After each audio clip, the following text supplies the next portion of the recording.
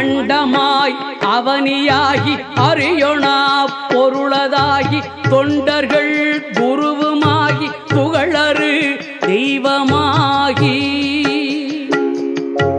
எண் திசை போற்ற நின்ற என்னருள் ஈசனான தென்திரள் சரவணத்தான் தினமும் என் சிரசை காக்க அண்டமாய் அவனியாகி அறியொணா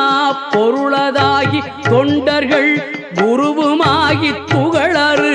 தெய்வமாகி எண் திசை போற்ற நின்ற என்னருள் ஈசனான தென்திரள் சரவணத்தான் தினமும் என் சிரசை காக்க